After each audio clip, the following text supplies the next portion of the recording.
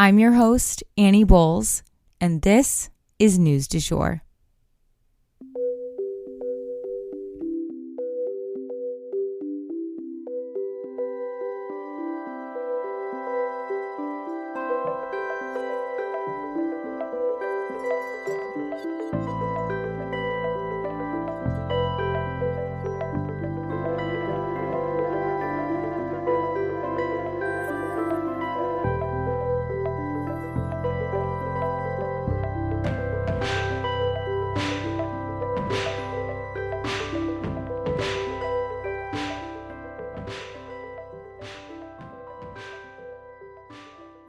Hey you guys, and welcome back to the News du Jour, a calmer space to consume the news.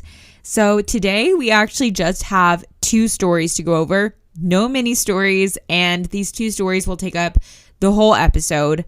Let's get into it.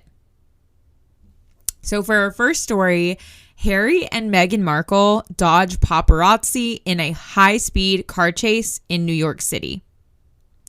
So according to reports, Harry, Meghan, and Meghan's mom, Doria, were in Manhattan on Tuesday night attending a charity event.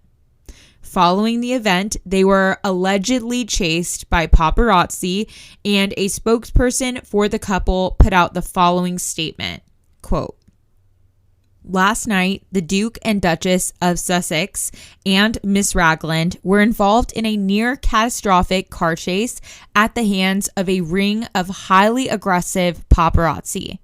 This relentless pursuit, lasting over 2 hours, resulted in multiple collisions involving other drivers on the road, pedestrians, and 2 NYPD officers being hurt. While being a public figure comes with a level of interest from the public, it should never come at the cost of anyone's safety." End quote. But then, pretty quickly following this statement, the New York Police Department put out a statement citing a different version of events. They said that they did assist the couple in getting out of the city, but that there were no collisions or injuries, as the couple had claimed there were. Here is the exact NYPD statement, quote, "On Tuesday evening, May 16th, the NYPD assisted the private security team protecting the Duke and Duchess of Sussex. There were numerous photographers that made their transport challenging. The Duke and Duchess of Sussex arrived at their destination and there were no reported collisions, summonses, injuries, or arrests in regard." End quote. The mayor of New York, Eric Adams, touched on the subject during a press conference as well, and also cast doubt on the couple's statement, saying, quote, "I would find it hard to believe that there was a 2-hour high-speed chase. That would be, I find it hard to believe. But we will find out the exact duration of it." End quote. I hate to say it, but the cynic in me can't help but feel this timing is fishy, convenient. The coronation went off pretty much without a hitch just recently, and all the focus was on the royal family in Britain and overall pretty positive. And then, what do you know? This story comes out and brings the focus back onto Harry and Meghan, who do paint themselves as perpetual victims. The documentary focused a lot on what happened to Harry's mother, Diana, and their fear that they might suffer the same fate. So this incident would fit right into the narrative that they have built, but with both the mayor and the NYPD casting doubt on their version of events, the public is still able to separate fact from fiction in this situation. If anything else pops up, though, that brings additional information to light that backs up what they're saying, I will definitely keep you guys posted and let you know. For our next story today, I do want to issue a content warning. This story involves a murder and abusive behavior. So we have to discuss Bob Lee's life on trial.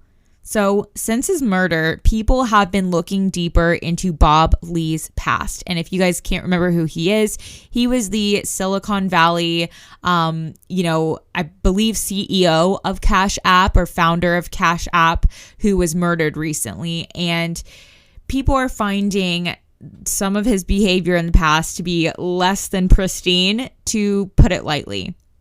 According to the Daily Mail, the 43-year-old tech founder was allegedly a regular at underground sex parties, and these parties involved a lot of drugs and Silicon Valley's elite. Initially, the idea that someone murdered Bob Lee over an affair with his sister didn't really feel like it made a ton of sense, but it makes more sense now in the context of finding out all that he was involved in. Underground sex rings, underground drug rings. Who would want their married sister getting involved with that kind of stuff? It was probably never going to end well. Apparently, Bob's nickname was quote-unquote Crazy Bob, as he took his partying to the extreme, using ketamine and cocaine very regularly. He reportedly would party without pants on the regular, attend raves all over the world, and frequently sleep with more than one woman in a night. That said, his ex-wife definitely denies a lot of these claims, saying that he was, quote, more mature than that, end quote, but who knows what he did or did not share with his ex-wife. It's totally unfortunate that after his murder, people would choose to really dig into his behavior, but they're also digging into the behavior of the alleged killer, Nima, who is also said to have been struggling with a serious drug addiction and violent tendencies, of course, as we have seen play out most likely. He had allegedly abused an ex-girlfriend and had an obsession with weaponry.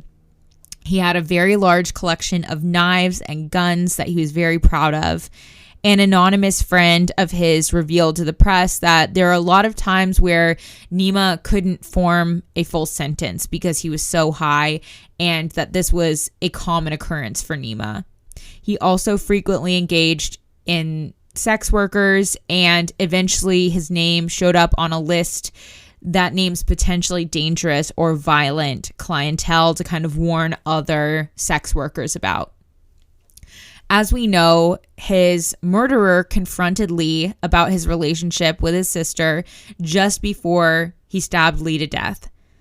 An autopsy revealed that Bob Lee did have both ketamine and cocaine in his system at the time of his death. At the end of the day, even though Nima may have been worried about his sister or that she might be involved in drugs or these sex rings, at the end of the day, both of them are adults and they can do what they want. None of this warrants violence. And if they wanted to do drugs or participate in extramarital affairs, they can do that. Nothing warrants a murder, ever. Our heart goes out to his family, and having to hear these rumors at this time, at the end of the day, no matter how he lived his life, he is the victim here. But I wanted to keep you guys posted as this new information is coming to light and kind of explaining a little bit deeper motivations in this case. Let's hope that he gets some justice for a life cut too short. And that is the news du jour. Today, I wanted to leave you guys with the quote, "Although the world is full of suffering, it's also full of overcoming it." If you enjoyed this episode, please subscribe on whatever podcast platform you use to listen.